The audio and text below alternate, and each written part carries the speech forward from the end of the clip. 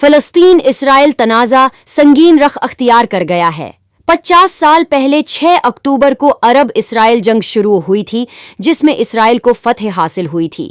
اس جنگ کا مقصد 1977 کی 6 روزہ جنگ میں قبضائی ہوئی زمین کو واپس کرنے پر مجبور کرنا تھا، لیکن اس جنگ میں بھی عربوں کو ناکامی ہوئی تھی، جس کے بعد فلسطینیوں کو بار بار ظلم و بربریت کا نشانہ بنایا گیا۔ لیکن عالمی دہشت گرد ریاست نسل پرست اسرائیل ہر بین الاقوامی ضابطے اور قانون سے بالاتر ہے، جس پر نہ تو جنگی جرائم کی عدالت میں مقدمہ چل سکتا ہے اور نہ ہی انسانی حقوق کی پامالی اور اس کی نسل پرستانہ پالیسیوں پر اس سے قوی باز پرس کی جا سکتی ہے۔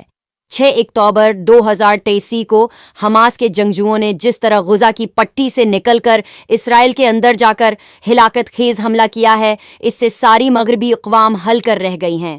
بھارت میں گنوارو حکومت خود بخود ہل کر یورپی حکومتوں اور اسرائیل کی ہمنوا بننے کی کوشش کر رہی ہے۔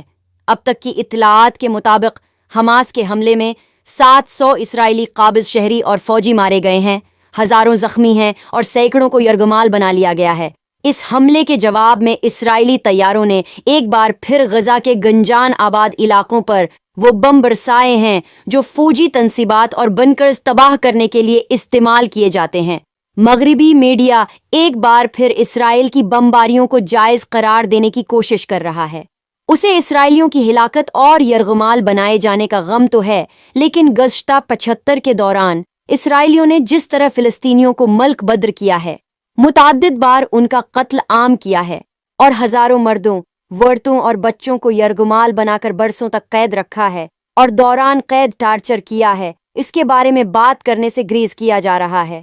مغربی اقوام میں آزادی اظہار رائے پر تو لمبی بحثیں ہوتی ہیں، توہین آمیز خاکے بھی آزادی اظہار رائے کے زمرے میں شمار کیے جاتے ہیں، لیکن اسرائیل کے جرائم پر بات کرتے ہوئے اظہار رائے کی آزادی کا اصول کچھ کمزور پڑ جاتا ہے۔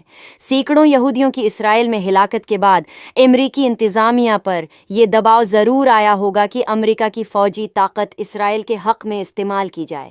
یہی وجہ ہے کہ امریکی صدر جو بائیڈن نے ایک ایئر کرافٹ کیریئر گروپ اسرائیل کے قریب بھیجنے کا اعلان کر دیا ہے۔